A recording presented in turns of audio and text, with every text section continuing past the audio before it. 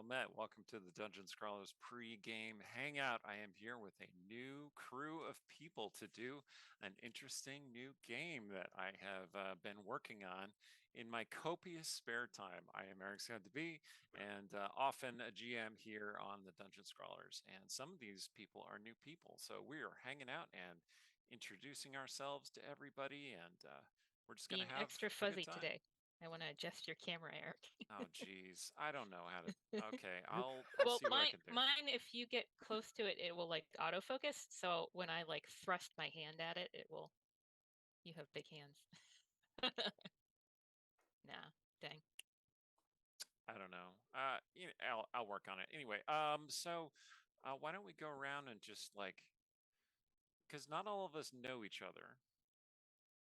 I mean, Ben doesn't know anybody except me, and well, I know all of you. That's the point. I am the connecting nucleus of this whole unstable molecule here. And so, yeah, tell us about yourself a little bit. Let's start with Rhiannon because she's the most responsible one. I'm trying to take offense I'm. to that. Well, Allie, I'm not automatically going to be Team Mom.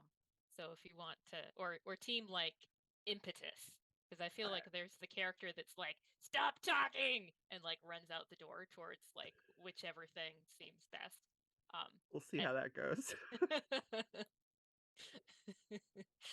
uh, so me, yes, I write urban fantasy, um, space opera. Just finished my space opera novella series, so I'm hyping it.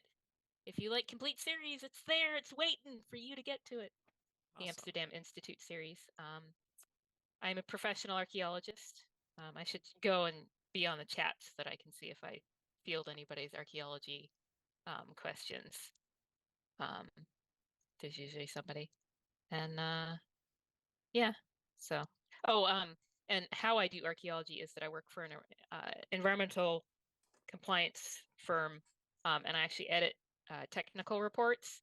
So I have the like copy editor brain. Mm-hmm. Not that it usually comes up. We're not looking at text things, but like um, it it is an occupational hazard seeing typos in daily life. Awesome. Plural apostrophe. Okay. Allie, who are Well, you and how did you get in here anyway? how'd I get in here? Yeah. I don't know, man. I took a wrong turn somewhere, I think. That But must be it. yeah. I'm Allie. I am, or Alexandra Pitchford, if you're looking for my work online. I am a writer, game designer, and I mostly write fantasy, dark fantasy, particularly. I have been kind of modding on this channel for a very long for since it started, basically. It is true. And I think I wrote you a panicked message and said, "Hey, you want to come mod for us?" And you were like, yeah, hell yeah." yes, you did. So it worked out. Yeah, I'd say so. But I'm excited to uh, you know, have been more and more involved as time goes on, and I am quite happy to be here. So, We're happy to have you. All right. So this is my friend Brian. He is my designated Gen Con buddy and a longtime designer and personality in the industry. He knows a lot about a lot, and he says very little about everything that he knows. He's a man of mystery and secrets. I am. And Because if so I much, start, I won't stop. so much tea. Oh my God. Anyway, uh, tell us a bit about yourself, Brian. After that Yeah. introduction. So, hi, everybody. I'm Brian. I am a writer, designer. I mainly write emails, but that's because my day job requires a lot of emails. But I've been a writer in the D&D and adjacent spaces for almost 20 years now, and it's starting to show. Um, you probably have a book or two with my name in it and don't realize it. Uh, and probably won't be able to pronounce my name first time around. But that's okay too. Um, and this is my first steady online game. I'm hoping we're gonna have a lot of fun. I'm looking forward to what Eric's got that's gonna surprise us because very few things surprise me these days. Um, Buckle up, and buddy. please don't say that. Don't worry, I won't. Never again. Don't talk about buckles or hooks or straps or anything like that. Oh, damn it! Now I got to rethink my whole strategy. Damn. But I'm really looking forward to it, and I hope you all have fun watching us. Excellent. All right, Ben. So Hi. so Ben is an old friend of mine who I introduced to D&D, and as I was telling the rest of this group, I introduced him to D&D during the 4E era. So he has a lot of experience playing 4E. That is kind of what D&D was to him for a very long time. We eventually got him to play 5e, and it wasn't just me doing that. It was a bunch of people, but he eventually has moved into 5e and other gaming stuff. So anyway, tell us about you, Ben. Eric, you say it like I was one of those people that was married to the first edition they ever played and like clung to it with claws and blood and No. gnashing of teeth. Yeah, gee, I wonder what could have given me that impression. How dare you for Nobody does that. telling the truth? No, I actually was super excited when 5e came out because it meant that mapless combat meant that I could stop my minis addiction, and I sold my entire collection cold turkey so that I stopped spending all that money. But enough about that. Hello, everyone. I'm Benjamin Williams. I actually work in the video game industry. I work in Xbox Game Studios on making our titles more inclusive, which is a job that I love and adore. And as Eric mentions, yeah, he was my first GM. He's excellent, and he is going to have a lot of surprises for us, which makes me wonder, Eric, should I tell the story about our first D&D group, or we'll save that for another day? We got time. Tell us a We- little bit about that story. I knew that Eric was going to be a good GM and a good friend because that D&D group was an all queer identified D&D group except for Eric, and he was our GM. And I was the we, token as a bunch, straight guy, yeah. yep, and we as a bunch of queer men were like, oh, let's make the straight men uncomfortable. And so we tried our hardest. And to his credit, everything we threw at him, he was like, and back. And eventually we were just like, damn, Eric, like too much. Like, we're embarrassed. I can't believe you said that. And yeah, that experience really just showed me. It's I was like, true. all right, this one can hang. We'll keep this one. Eric, what he wants to be can be a walking Uno reverse card. Yes. Yeah. Well, it's yes and my technique is yes and right. So it works. But It yeah, works. I'm out excited to pretty be here and appreciate the invite. Looking forward to it very much. well. Awesome. Well, welcome. It's so good to have you all. Thank you for answering my summons.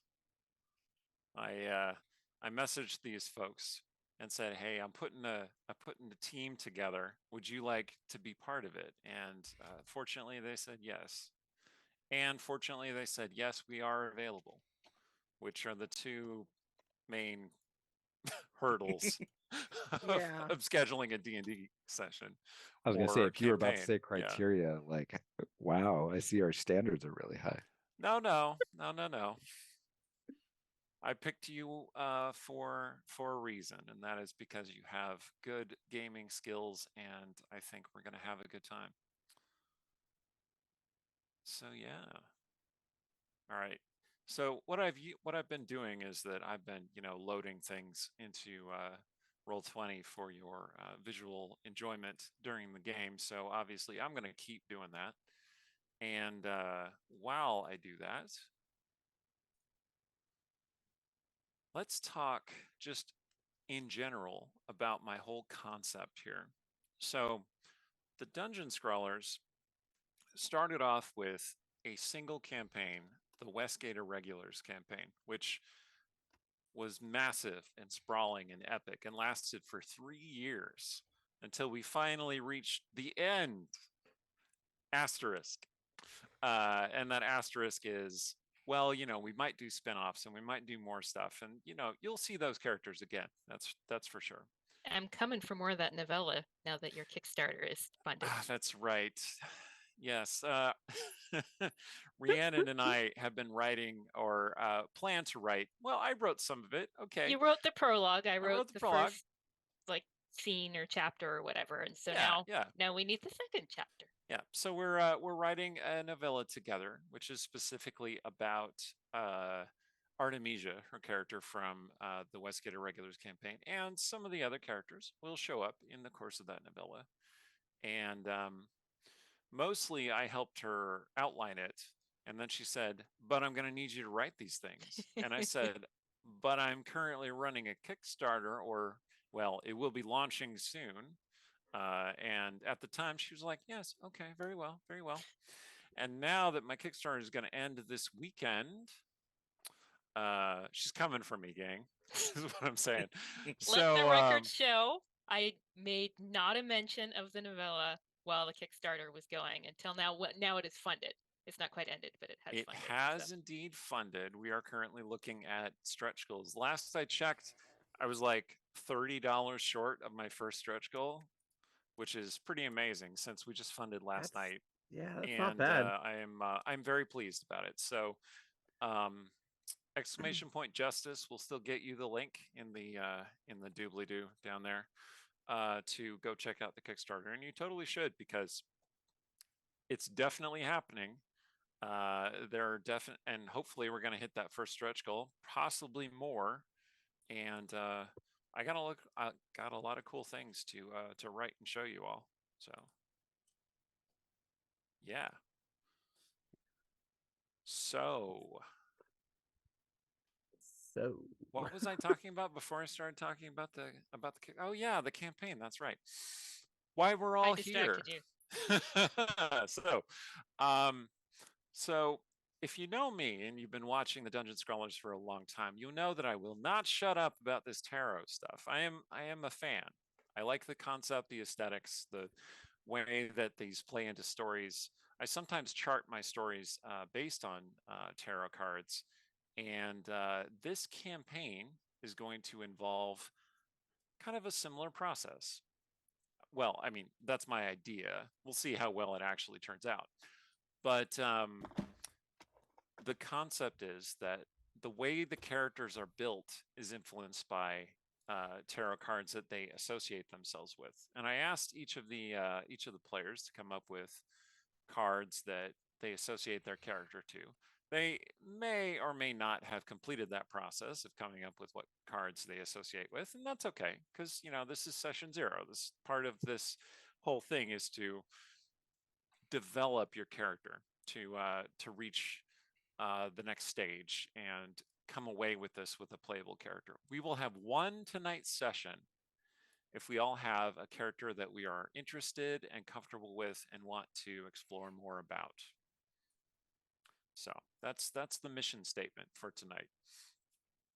The world is itself based around the tarot. It's a home-brewed world that I'm playing D&D in because, well, we are fundamentally a D&D stream and are sponsored by D&D folks, and so not like Wizards D&D folks, although call us, it's fine. Yeah. But Idle Champions is a D&D game, and we like Idle Champions a lot. We like playing the same sort of game. So it is going to be D&D, but it's going to be slightly unusual D&D in ways that have to do with the cards and have to do with the stories that they will produce. So my question to all of you at this point is, how much do you know about the tarot, and how much and why? And yeah, let's go with that. I know Ben has a lot to say. Oh, be still, my Dragon Age Inquisition beating heart. He is right. Ben is kind of the one who started me on this indirectly. he didn't like hand me a tarot deck and say you're one of us now. He handed me a game, which in this case was Persona 4, which has a lot of tarot stuff in it as well, and that's where I'm coming from with a lot of this. So Yeah, it's true. yeah, And let's start with Ben because he's got stuff to say.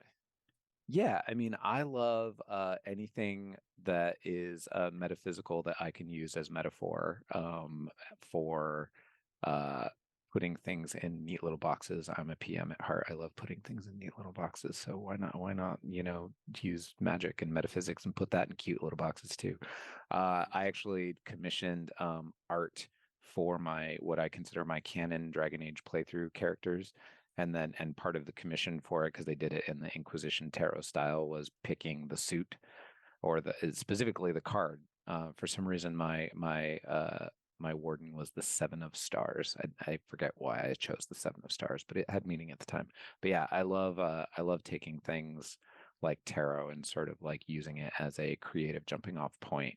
And going nuts with it while not getting too tied to all of the historical baggage attached to it if one doesn't want to be. Exactly. All right, who wants to go next? I see you didn't say anything about Persona there, which is totally fine. It's totally fine. I mean, what more need be said except that the Persona games are a delight to play, even if they don't age very well in some of their social content. That is absolutely the case. Yeah, that's fair. Take the good with the bad. That's what we got to do. My memory of Persona 4 was like that it was groundbreaking queer representation, and then I went back and played it not that long ago, and you're like, oh boy, oh, okay, God. That's why BioWare has ruined us forever. Yeah, dang it, BioWare. I mean, keep doing it. I mean, yeah. Well, BioWare's having some issues. Well, to be fair, it's better than what came before it. Mm-hmm. Yep. Oh yeah. And if we continue to make progress, that's a good thing. Absolutely. Better than saying, that's as far as we got, and we've regressed since Persona 4. The perfect is the enemy of the good. It's true. This game, in case anybody was unclear, is going to have plenty of room for all kinds of queer stuff. So no worries there. Oh, and good, you knew that coming into it. So one would hope. I mean, you watched some of the previous campaign, right? Anyway. Okay. So, Allie, you were starting to say a thing. I was. I was going to point out I'm still salty because I've actually been doing an Origins playthrough again recently, and I'm salty that my Lady Warden cannot romance Morrigan.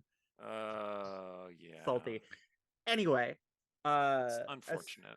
As far as tarot goes, I've been getting into it more recently. I've been kind of a fan, like kind of interested in it in general for a very long time, but only really got a couple of decks more recently. Like I have this one called this little pocket one called the Lost Hollow Tarot, which is just gorgeous.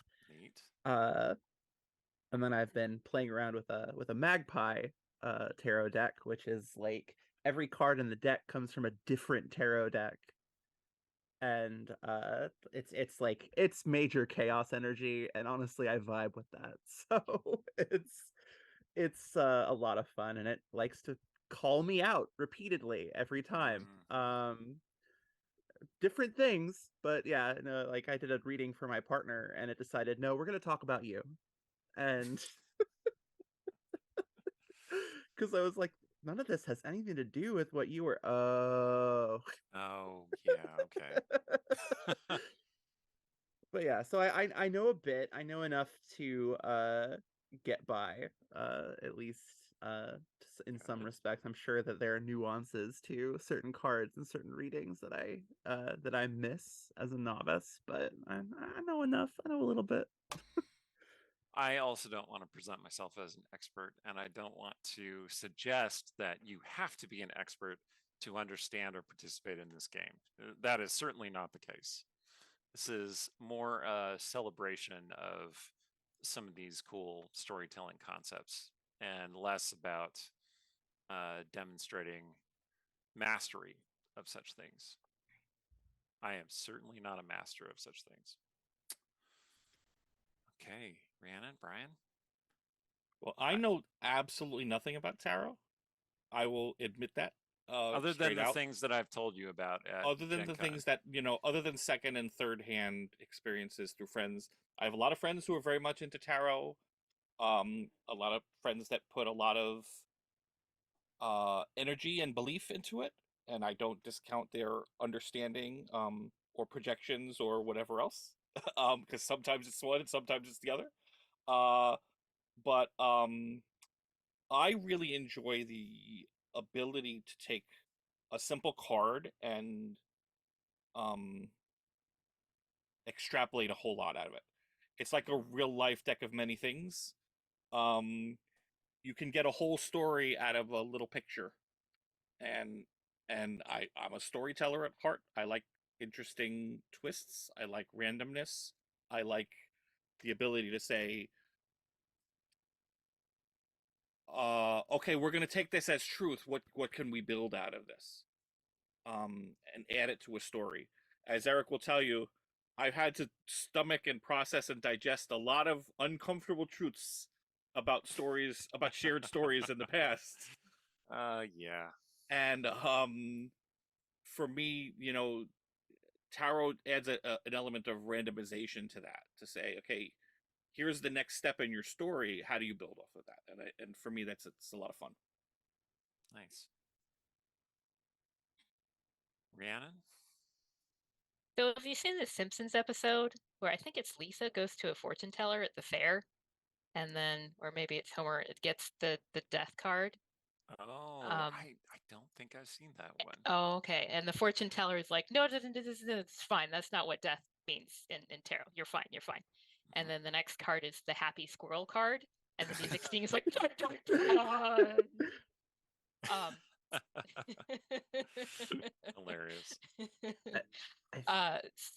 but I mean, for me, I think that because I am so much about metaphor, but in my personal sort of experience, I'm much more about metaphor that I can run away with a little bit more. I feel like coming into tarot, I felt a little bit more sort of feeling like um, there's a lot of other interpretation there from other people to build on, and I would rather sort of start like totally fresh um, and like go that direction with my metaphor, and that's just personal taste.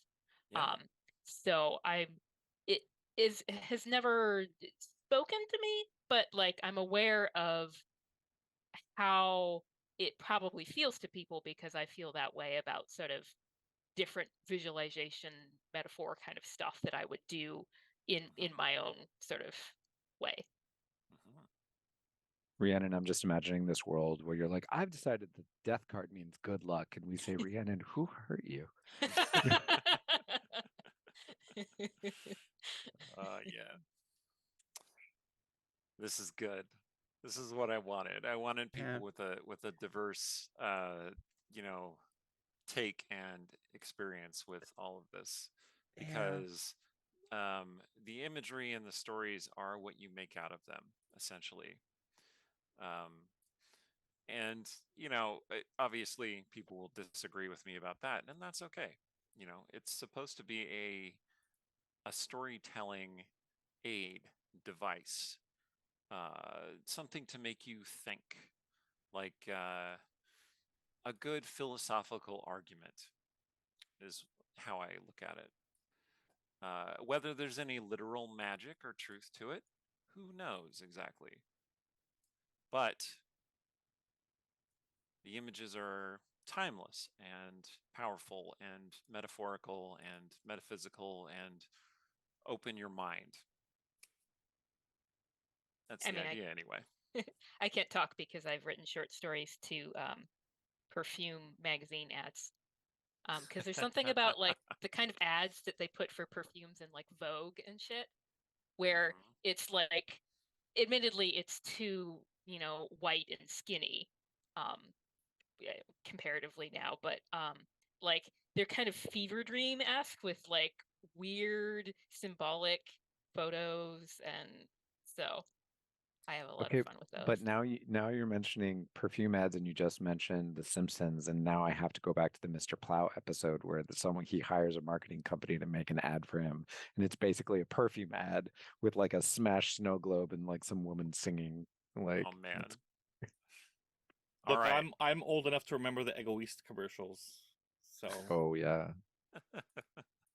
Okay. When we gotta wrap we ourselves gotta up. go Yeah. because Sorry. we gotta do our break before the game starts. So don't go away. We'll be back in just a couple minutes with session 0 of this new campaign, Path Arcana. Don't go away.